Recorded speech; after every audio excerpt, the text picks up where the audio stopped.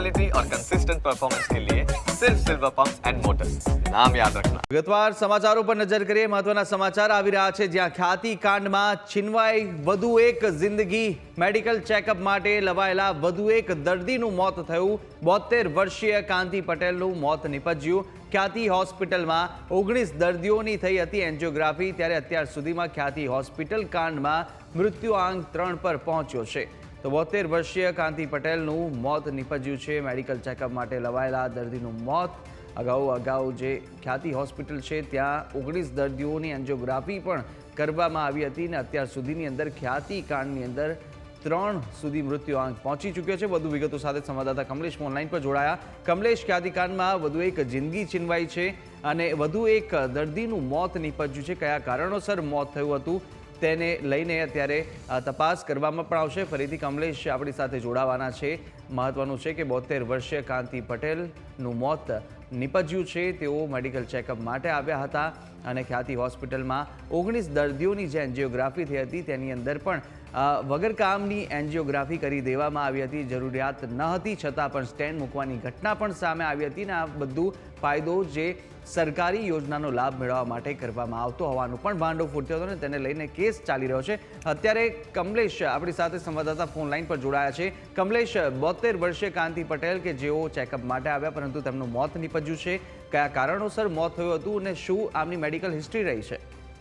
ખ્યાતિ હોસ્પિટલનું જે કાંડ બહાર આવ્યું હતું અને કડી તાલુકાના બોરીસણા ગામના કેમ્પ કરી અને લોકોને હોસ્પિટલ લઈ જવાયા હતા અને ત્યારબાદ એન્જિયોગ્રાફી અને એન્જિયોપ્લાસ્ટી કરી દેવામાં આવી હતી, જેમાં તે વખતે 3 વ્યક્તિઓના મોત પણ થયા હતા અને હવે વધુ એક દર્દીનું મોત થયું છે। 72 વર્ષીય કાંતિભાઈ બલદાસ પટેલ કે જેમની એન્જિયોપ્લાસ્ટી કરવામાં આવી હતી અને ત્યારબાદ સતત તેમની તબિયત લથડતી રહી હતી। થોડા દિવસ પૂર્વે પણ તેમને કડીની ભાગ્યોદય હોસ્પિટલ ખાતે દાખલ કરવામાં આવ્યા હતા અને ત્યાર દરમિયાન વધુ એક વખત તબિયત લથડતા તેમનું સારવાર દરમિયાન મોત થયું છે। જે દિવસથી તેમની એન્જિયોપ્લાસ્ટી કરવામાં આવી તે દિવસથી જ બીપીની અને અન્ય સમસ્યાઓ ઉદ્ભવતા કાંતિભાઈની તબિયત લથડી હતી અને ત્યારબાદ ખ્યાતિ હોસ્પિટલના કારણે વધુ એક વ્યક્તિએ જીવ ગુમાવવાનો વારો આવ્યો છે।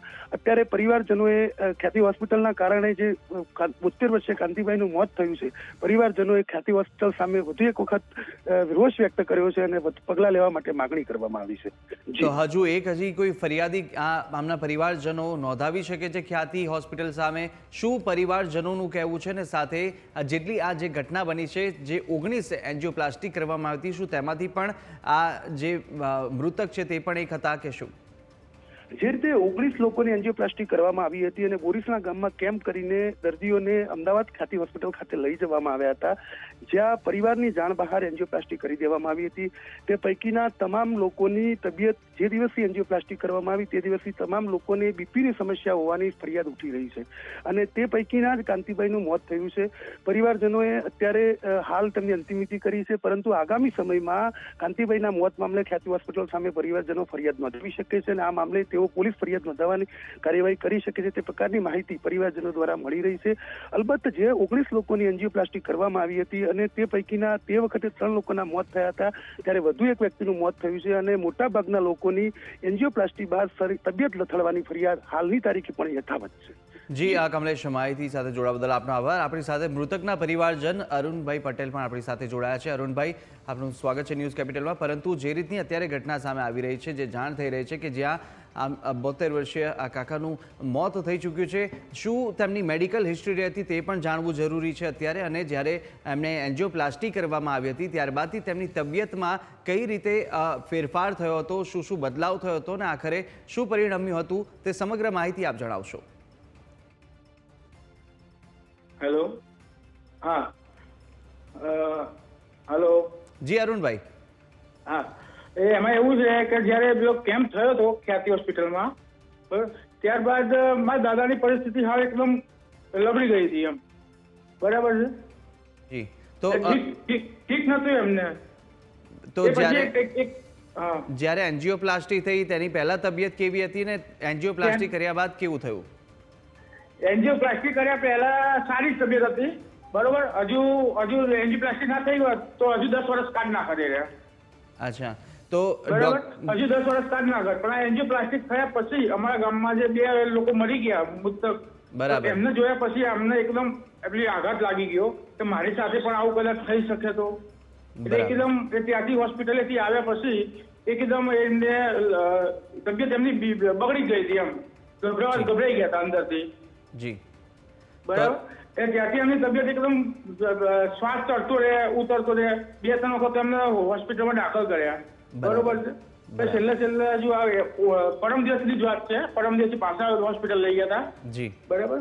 પરમ દિવસ પાછા હોસ્પિટલ અમે લઈ ગયા હતા, તો ડોક્ટરે એવું કીધું ઘરે તમારે આવવું ના પડે, તો એના માટે હું તમને શ્વાસનું જે મશીન આવે છે, ઓક્સિજન મશીન, એ ઓક્સિજન મશીન ઘરે આલ્યું.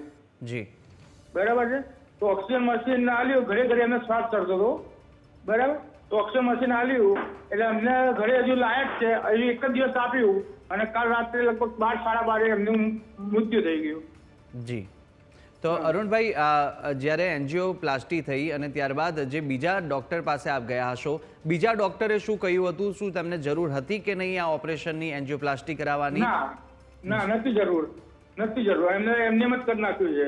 કોઈને કીધા 19 જણા હતા, 19 જણને એન્જિયોપ્લાસ્ટી એમને કીધા વગર કરી નાખી છે.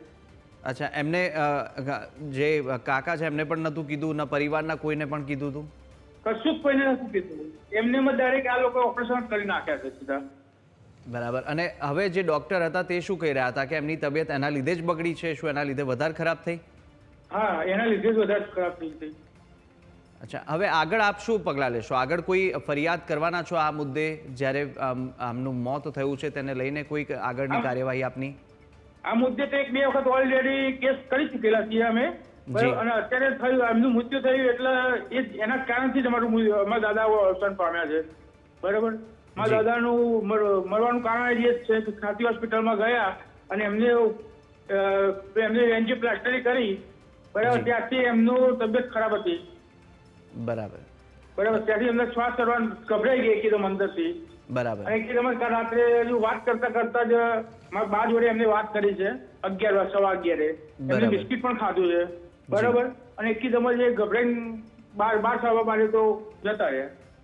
જી અરુણભાઈ, આપ અમારી સાથે જોડાયા તે બદલ આપનો આભાર. તો ખ્યાતિ હોસ્પિટલમાં 19 દર્દીઓની જે એન્જિયોગ્રાફી થઈ હતી અને ત્યારબાદ જે ઓપરેશન કરવામાં આવ્યા હતા અને ત્યારથી આ કાકાની તબિયત વધુ લથડી હતી અને આખરે તેમનું મોત નીપજ્યું છે.